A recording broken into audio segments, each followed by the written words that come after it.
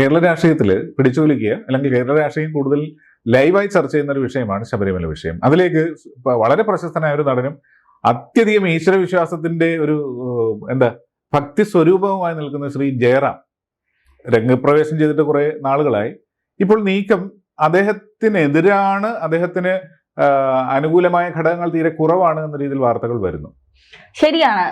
ജയറാമിനെ സംബന്ധിച്ചിടത്തോളം ജയറാം വലിയൊരു ഈശ്വര വിശ്വാസമുണ്ട്. ജയറാമിനെ പോലെ ഈശ്വര വിശ്വാസമുള്ള ഒരുപാട് നമുക്കിടയിലുണ്ട്. കാരണം ഇത്തവണ 52 ദശലക്ഷം ആളുകളാണ് ശബരിമലയിൽ പോയത് എന്നാണ് പറയുന്നത്. ഈ 52 ദശലക്ഷം ആളുകളും ഭക്തരാണ്. അവർ ഇരുമുടി കെട്ടുമായി വ്രതമെടുത്ത് തന്നെയാണ് ശബരിമലയിൽ പോകുന്നത്. പക്ഷേ ഈ കുറച്ച് ആളുകളെ ഒഴിച്ച് ബാക്കി ആരുടെ പേരിലും ശബരിമല അയ്യപ്പന്റെ സ്വർണം വീട്ടിൽ കൊണ്ടുവച്ച് പൂജിച്ചെന്നോ അല്ലെങ്കിൽ അതിൽ എന്തെങ്കിലും കള്ളത്തരം പറഞ്ഞെന്നോ പറഞ്ഞതിൽ വൈരുദ്ധ്യമുണ്ടെന്നോ ഒന്നും ആരും പറഞ്ഞിട്ടില്ല. ജയറാമിനേക്കാൾ വിശ്വാസമുള്ള ഒരുപാട് പേരുണ്ട്. ഈ കാലൊന്നും ഇല്ലാത്തവര് ഈ മല ചവിട്ടി പോകുന്നതൊക്കെ നമ്മൾ കണ്ടിട്ടുണ്ട്. കൊച്ചു കുട്ടികളടക്കം ഇവരൊക്കെ അതിൽ വിശ്വസിച്ച് പോകുന്നവരാണ്. അവർക്ക് ദൈവത്തെ ഈ നാട്ടുകാരുടെ മുന്നിൽ ഞാൻ ഭയങ്കര വിശ്വാസിയെന്ന് കാണിക്കലല്ല, അവര് പോയി ഭഗവാനെ കാണുന്നു, തിരിച്ചു വരുന്നു എന്നുള്ളതാണ്. അവർക്ക് പറയാനുള്ള വേദനകൾ ആ തിരുമുമ്പിൽ ചെന്ന് പറയുന്നു, തിരിച്ചു വരുന്നു എന്നുള്ളതാണ്. ഇവിടെ മാർച്ചില് ഇളക്കിയ കട്ടളപ്പാടി, സ്വർണവാതിലും ദ്വാരപാലകവും വാതിൽപ്പാടി, ഇതിൽ ദ്വാരപാലകപ്പാളികളാണ് ജയറാമിന്റെ വീട്ടിൽ കൊണ്ടുപോയി പിന്നെ പൂജ നടത്തിയത്. ഉണ്ണികൃഷ്ണൻ പോറ്റിയാണ് പൂജ നടത്തുന്നത്. ആ വീഡിയോ ഒക്കെ ഇപ്പൊ പുറത്തു വന്നിട്ടുണ്ട്. അപ്പൊ ഈ പൂജ നടത്തിയതുമായി ബന്ധപ്പെട്ട് ജയറാം പറഞ്ഞത് ഒരേ മാസത്തിൽ തന്നെയാണ് തന്റെ വീട്ടിലും പൂജ നടത്തിയത്, സ്മാർട്ട് ക്രിയേഷൻസിലും പൂജ നടത്തിയത്. ഈ സ്മാർട്ട് ക്രിയേഷൻസിലും ജയറാം പോയിട്ടുണ്ട് പൂജയിൽ. ഗോവർദ്ധനൊപ്പം ജയറാം നിൽക്കുന്ന വീഡിയോ ഒക്കെ ഇപ്പോഴും വൈറലാണ്. അപ്പൊ ജയറാം പോയിട്ടുണ്ട് എന്ന് പറഞ്ഞു. പക്ഷേ ഉണ്ണികൃഷ്ണൻ പോറ്റി പറയുന്നത് വിവിധ മാസങ്ങളിലായിട്ടാണ് ഇതിന്റെ പൂജ നടന്നത്. 2 തവണ നടന്നിട്ടുണ്ട്. ഈ 2 തവണയിലെ പൂജയിലും ജയറാം പങ്കെടുത്തിട്ടുണ്ട്. ഇപ്പൊ സ്വാഭാവികമായിട്ടും ഒരു അമ്പലത്തിലെ പ്രധാനപ്പെട്ട ഒരു വാതിൽ, ആ വാതിൽ പോകുന്ന വഴിക്ക് നമ്മുടെ വീട്ടിൽ കയറുക എന്ന് പറയുമ്പോൾ സ്വാഭാവികമായിട്ട് നമുക്കൊരു ആശ്ചര്യം തോന്നും, അല്ലെ? നമ്മളത് ചിന്തിക്കുക, ഇതെങ്ങനെയാ ഇത്രയും വലിയൊരു അമ്പലത്തില് ഇത് എന്റെ പോകുന്ന വഴിക്ക് ജയറാം ഉണ്ടോ? സ്വപ്നത്തിൽ അയ്യപ്പൻ പറഞ്ഞു ജയറാമിന്റെ വീട്ടിൽ കൊണ്ടുപോയി പൂജിക്കണം. ഇതൊക്കെ മനുഷ്യരെ തലക്കകത്ത് മൂടെയുള്ള ആർക്ക് വിശ്വസിക്കാൻ കഴിയുന്ന കാര്യങ്ങളല്ല.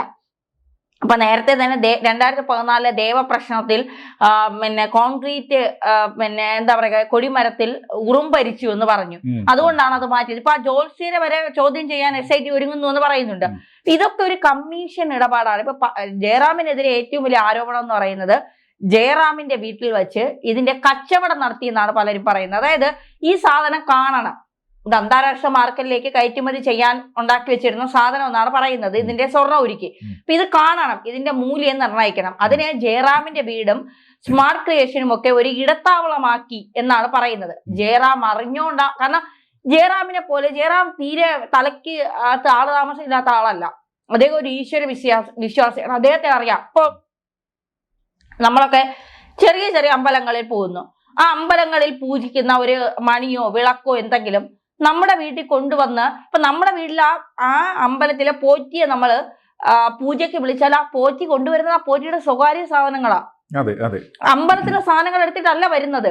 അതൊരു ചെറിയ അമ്പലത്തിന്റെ കാര്യമാണ് പറയുന്നത്. ശബരിമല എന്ന് പറയുന്നത് ലോകം മുഴുവൻ അറിയപ്പെടുന്ന ഒരു അമ്പലമാണ്. ആ അമ്പലത്തിലെ വിഗ്രഹപ്പാളികൾ, അത് 40 വർഷം വരെ തേയ്മാനം സംഭവിക്കാത്ത സ്വർണ്ണപ്പാളികളാണ്. ഇവര് വർഷം തോറും ഇത് ഇളക്കിക്കൊണ്ടുപോയി സ്വർണം ഊറ്റിക്കൊണ്ടിരിക്കുകയാണ്. ഇതിനിടയ്ക്ക് ഒരിക്കൽ പോയപ്പോ ജയറാമിന്റെ വീട്ടിൽ കയറിയപ്പോ ജയറാം പറയുകയാണ്, എനിക്ക് ഇതിനെക്കുറിച്ച് അറിയില്ല. എന്റെ വീട്ടിൽ വന്നപ്പോ 150 രൂപ ദക്ഷിണ കൊടുത്തു. 30 കോടി ആസ്തിയുള്ള ഒരാളാണ് ഈ അടിച്ചു നിൽക്കാരനായ ഉണ്ണികൃഷ്ണൻ പോറ്റി എന്ന് പറയുന്നത്. അയാൾക്ക് 30 കോടിയുടെ ആസ്തിയുണ്ട്. എങ്ങനെയാണ് ആസ്തി വന്നത് എന്നുള്ളത് അന്വേഷിക്കണം. അതും പോയിട്ട് ഇത് തന്ത്രിയല്ല ഇയാളുടെ വീട്ടിൽ കൊണ്ടുവച്ച് പൂജിക്കുന്നത്, വെറും പരികർമ്മിയായ ഉണ്ണികൃഷ്ണൻ പോറ്റിയാണ് ഇത് പൂജ നടത്തുന്നത്. അങ്ങനെ ആകുമ്പോ ജയറാമിന് ഇത് അറിയില്ല, ശബരിമലയിലെ അയ്യപ്പന്റെ പ്രധാന വാതിൽ എന്റെ വീട്ടിൽ കൊണ്ടുവച്ച് പൂജിക്കാം എന്ന് പറഞ്ഞു. അതിന് ഉണ്ണികൃഷ്ണൻ പോറ്റി ആരാണ്? ശബരിമലയിലെ പ്രസിഡന്റ് അല്ല, തന്ത്രിയല്ല, മേൽശാന്തിയല്ല, വെറും ഒരു കഴകം ചെയ്യുന്ന ആളിനെക്കാളും താഴ്ന്ന പോസ്റ്റിലുള്ള ഒരാളാണ്. ആ ഉണ്ണികൃഷ്ണൻ പോറ്റി പറയാണ്, ജയറാം ഞാൻ നിങ്ങളുടെ വീട്ടിലേക്ക് വരികയാണ്, സ്വപ്നത്തിൽ അയ്യപ്പൻ പറഞ്ഞു നിങ്ങളുടെ വീട്ടിൽ കൊണ്ടുവന്ന് പൂജിക്കണം എന്ന് പറയുമ്പോൾ ആ പറയുന്നവൻ ആരാണ് എന്നുള്ളൊരു ബോധ്യം നമുക്ക് വേണ്ടേ? അപ്പൊ അതുവരെ ഇയാളൊരു പ്രശ്നക്കാരാണെന്ന് ജയറാമിന് തോന്നിയിട്ടുണ്ടായിരുന്നു. അത് നമുക്കറിയില്ലല്ലോ. പ്രശ്നക്കാരനല്ലെങ്കിലും ഇപ്പൊ സാറ് ഈ ഓഫീസിൽ വരെയാണ്, നാളെ ഇവിടെ ചായ എടുക്കുന്നതോ തുടയ്ക്കുന്നവരായ ഒരാൾ വന്ന് പറയാണ് ഞാൻ ഇന്ന് മുതൽ ടോക്ക് എടുക്കാം, സാറ് സമ്മതിക്കോ? ഇല്ല. ഇപ്പൊ അയാൾക്ക് ബുദ്ധിയുണ്ടോ, അയാൾക്ക് ഇതിനെക്കുറിച്ച് വിവരം, ഇതൊന്നും നമ്മുടെ കണ്ണിൽ അയാള് നമ്മുടെ ഓഫീസിലെ ഒരു താഴ്ന്ന ജീവനക്കാരനാണ്. നമ്മളും നമ്മുടേതായ രീതിയിലാണ് അല്ലെ? അങ്ങനെയാണെങ്കിൽ ഒരുപക്ഷെ മെയിൻ ചാനലിൽ ഇരിക്കുന്നവർക്കാളും കൂടുതൽ അവിടെ ഇരിക്കുന്ന സെക്യൂരിറ്റിക്ക് കാര്യങ്ങൾ അറിയാം. എന്നാ പിന്നെ നാളെ മുതൽ അയാൾ കയറി വാർത്ത വായിക്കട്ടെ എന്ന് അങ്ങ് തീരുമാനിച്ചാൽ ജയറാമിന്റെ ഭാഗത്തുനിന്ന് വലിയ വീഴ്ച ഉണ്ടായിട്ടുണ്ട്. തീർച്ചയായിട്ടും ജയറാമിന്റെ ഭാഗത്തുനിന്ന് വലിയ വീഴ്ച ഉണ്ടായിട്ട് ഇത് ജയറാമിന് പങ്കുണ്ടോ ഇല്ലേ എന്നുള്ളത് ജയറാമിനെ രക്ഷപ്പെടുത്താൻ ഒരുപക്ഷെ കുറെ ആളുകൾ ശ്രമിക്കുന്നുണ്ടാകും. ജയറാം നിരപരാധിയാണെന്ന് പറയാൻ കുറെ, അതൊന്നും നമ്മുടെ വിഷയമല്ല. പക്ഷെ ഒരാളെ ഈ വിഗ്രഹവും കൊണ്ട് അല്ലെങ്കിൽ സ്വർണ്ണപ്പാളികളും കൊണ്ട് വരുന്ന ഒരാൾ അയാൾ ആരാണെന്നുള്ള ഒരു ബോധ്യമെങ്കിലും നമുക്ക് വേണം. അതില്ലാതെ അയാളുടെ മുന്നിൽ ഈ ഭയഭക്തി ബഹുമാനത്തോടെ പിന്നെ ഇരുന്നിട്ട് ഉണ്ണി പറഞ്ഞു എന്ന് വെച്ചാൽ ഉണ്ണി എന്നൊക്കെ പറയുമ്പോ അവര് തമ്മിൽ ഭയങ്കര എന്താ പറയാ, പേര് വിളിക്കുമ്പോ തന്നെ നമുക്ക് മനസ്സിലാവും അവര് തമ്മിൽ ഭയങ്കര അടുപ്പത്തിലാണ് എന്നുള്ളത്. ഇപ്പൊ ശബരിമല തന്ത്രി വന്നാൽ ഓക്കെ, തന്ത്രി അയാൾ ഒരു കായംകുളം കൊച്ചുണ്ണിയേക്കാളും വലിയ കള്ളനാണെങ്കിൽ പോലും ആ സമയത്ത് അത് അറിയില്ല, അയാൾ തന്ത്രിയാണ്. മേൽശാന്തി ആണെങ്കിൽ അങ്ങനെ പറയാം. ഇതൊരു പിന്നെ അപരിചിതനായ ഒരു വ്യക്തി ഇത്ര അടുപ്പത്തിൽ പെറ്റ് പോലും വിളിക്കാൻ പറ്റുന്നത് അപ്പൊ ഇയാൾ എങ്ങനെയാണ് അതിന്റെ അകത്ത് വന്നത്? എന്തായിരുന്നു ജയറാമിന്റെ വീട്ടിൽ ഈ പാളികൾ കൊണ്ടുവരുന്നതിലെ പിന്നെ സാഹചര്യം? അതൊക്കെ എന്തായിരുന്നു? ഇത് വല്ല വിലപേശലിന്റെയും സാഹചര്യം ഒരുക്കി കൊടുത്തതാണോ? അപ്പോ ഈ പണം കിട്ടിയാൽ ആർക്കും ഇപ്പോ 1000 കോടിയുള്ളവനും 1 കോടി കാണുമ്പോ കണ്ണു മഞ്ഞളിക്കും അല്ലെ? പണം കിട്ടിയ ആർക്കും എന്താ പറയാ പുളിക്കില്ല എന്ന് പറയും. അത് കിട്ടിക്കൊണ്ടിരിക്കട്ടെ എന്ന് പറയും. കാരണം നമ്മൾ മരിച്ചുപോയാൽ നമ്മളെ മക്കൾക്ക് പൈസ, അവര് മരിച്ചുപോയാൽ അവരെ മക്കൾക്ക്. ഇങ്ങനെയാണല്ലോ പലരും ചിന്തിക്കുന്നത്. തലമുറ പിന്നെ പൈസ ഉണ്ടാക്കി അവരെ മക്കൾ ഇങ്ങനെ സൂചിച്ച് പോകണം, അല്ലെങ്കിൽ വെൽ സെറ്റിൽഡ് ആവണം എന്ന് ചിന്തിക്കുന്നവരാണ്. ജയറാം ഒരു ഈശ്വര വിശ്വാസിയല്ലേ, അയാൾക്ക് ഇതിന്റെയൊക്കെ ആവശ്യമുണ്ടോ എന്ന് ചോദിച്ചാൽ ഞാൻ കണ്ടിട്ട് അയാൾ വലിയ കോടീശ്വരനൊന്നും അല്ല. ചിലപ്പോ ഒരുപാട് സിനിമയിൽ അഭിനയിച്ച അയാൾക്ക് പണം ഉണ്ടാകാം, മറ്റു നടന്മാർക്കുള്ള അത്രയും അവസരങ്ങൾ ഇല്ല, ജയറാമിനെ സംബന്ധിച്ചില്ല. പക്ഷെ ജീവിതം എന്ന് പറയുന്നത് വലിയ ലാവിഷമായിട്ടുമാണ്. നമ്മൾ കാണുന്ന രീതിയിലൊക്കെ തന്നെയാണ് അദ്ദേഹത്തിന് എന്ന് പറഞ്ഞിട്ട് അദ്ദേഹം ശബരിമല അയ്യപ്പനെ കട്ടെന്നോ ഇതൊന്നും എന്നല്ല പറയുന്നത്. പക്ഷെ അതിൽ വ്യക്തത വരണം. എന്തിനാണ് ജയറാമിന്റെ വീട്ടിൽ ഉണ്ണികൃഷ്ണൻ പോയിട്ട് ഈ സ്വർണ്ണപ്പാളിയുമായി പോയത്? ഇത് സാധാരണക്കാരന്റെ ചോദ്യമാണ്. ഇത് നമുക്ക് 10 തല വെച്ച് ചിന്തിക്കാൻ പറ്റുന്ന ചോദ്യമല്ല, സാധാരണക്കാരൻ ചോദിക്കുന്നതാണ്. എന്തിനാണ് പോകുന്ന വഴിക്ക്? എന്നാ പിന്നെ ജയറാമിന്റെ എന്താ ഈ അയ്യപ്പൻ വന്ന് ജയറാമിന്റെ പേര് മാത്രം പറഞ്ഞത്? ഇവിടെ എത്രയോ ശബരിമല പോകുന്ന ദിലീപ് ഉണ്ട്, പിന്നെ തമിഴ് നടന്മാർ എത്രയുണ്ട്. എനിക്ക് തോന്നുന്നു മോഹൻലാൽ പോവാറുണ്ട്, KS ചിത്ര പോവാറുണ്ട്, എത്ര ആളുകൾ പോകുന്നു. അപ്പൊ ഇവരെയൊന്നും അയ്യപ്പൻ കാണാറില്ലേ? ജയറാമിനെ മാത്രമേ അയ്യപ്പൻ കാണാറുള്ളൂ. എന്നാ പിന്നെ ജയറാമിന്റെ വീട്ടിൽ പോവാ എന്ന് അയ്യപ്പൻ സ്വപ്നത്തിൽ വന്ന് പറയാൻ ജയറാം അയ്യപ്പന്റെ കുഞ്ഞമ്മയുടെ മോനാണോ? അല്ലെങ്കിൽ അവർ തമ്മിൽ അടുത്ത ബന്ധം എന്തായാലും എനിക്ക് മനസ്സിലാവുന്നില്ല. അത് സാധാരണക്കാർ ചോദിക്കുന്നതാണ്. ഇതൊരു സാധാരണക്കാരന്റെ വീട്ടിലാണ് കൊണ്ടുപോയതെങ്കിൽ അവനെ ഇതിനു മുൻപ് SIT പൊക്കില്ലേ?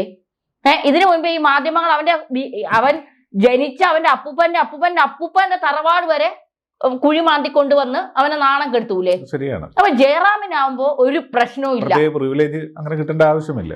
SIT തന്നെ പറഞ്ഞു വന്ന് ജയറാം VIP ആണ്, അതുകൊണ്ട് ചോദ്യം ചെയ്യേണ്ട. 2 വിഭാഗമായി SIT തിരിഞ്ഞു. ഇന്ത്യൻ നീതിന്യായ വ്യവസ്ഥയിൽ VIP എല്ലാരും കുറ്റക്കാരാണ്. നാളെ ഇനി നരേന്ദ്രമോദിയുടെ വീട്ടിൽ ഉണ്ണികൃഷ്ണൻ പോയിട്ടുണ്ടെങ്കിലും ചോദിക്കും, എന്തിനാണ് ഒരു കഴകത്തിന് താഴെയുള്ള ഒരുത്തൻ എങ്ങനെയാണ് നരേന്ദ്രമോദിയുടെ അടുത്തെത്തിയത്? ഇതേ ചോദ്യമാണ് സോണിയാഗാന്ധിയുടെ അടുത്തെത്തിയതിന് ചോദിക്കുന്നത്. അപ്പോ ഇതെല്ലാം തമ്മിൽ ഒരു എന്താ പറയുക, ഒരു ഇഴ ചേർന്ന കണ്ണികളായിട്ട് പോയിട്ടുണ്ടോ എന്നുള്ളതാണ്. ദുരൂഹതയുടെ ഒരു വലിയ ശൃംഖല, അതിൽ ഒരു കണ്ണിയായിട്ട് ജയറാം നിൽക്കുന്നു എന്നാണ് ധന്യമരം പറയുന്നത്. തീർച്ചയായിട്ടും അങ്ങനെ തന്നെയാണ് ഞാൻ പറയുന്നത്. ജയറാമിനെ ഇപ്പൊ കടകംപള്ളിയെ ചോദ്യം ചെയ്യാൻ വിളിപ്പിച്ചിട്ട് 4ന്റെ എന്നാണ് നമ്മൾ അറിയുന്നത്. കടകംപള്ളി ബാക്കി എല്ലാ കാര്യങ്ങളും മാധ്യമങ്ങൾക്ക് കൊടുക്കാൻ വല്ലാത്ത ഉത്സാഹം കാണിക്കുന്ന SIT ഇക്കാര്യത്തിൽ അങ്ങ് മൗനം പാലിച്ചു. അതുപോലെ ജയറാമിന്റെ കാര്യം വന്നാലും ജയറാമിന് നിങ്ങൾ പ്രത്യേക പ്രിവിലേജ് കൊടുക്കുന്നെങ്കിൽ ഇവിടെ ഒരു സാധാരണക്കാരൻ തെറ്റ് ചെയ്യുമ്പോഴും അവനും പ്രത്യേക പ്രിവിലേജ് നിങ്ങളുടെ ഭാഗത്തുനിന്ന് ഉണ്ടാകണം. ഇല്ലെങ്കിൽ നിങ്ങളുടെ മുഖത്ത് നോക്കി ജനങ്ങൾ ചോദിക്കും. അതിന് മറുപടി പറയാൻ കഴിയാതെ ഈ തൊണ്ടയിൽ പഴം കുരുങ്ങി നിൽക്കും പോലെ നിൽക്കേണ്ട അവസ്ഥ വരും. ഓക്കെ, ധന്യവാദം. Thank U.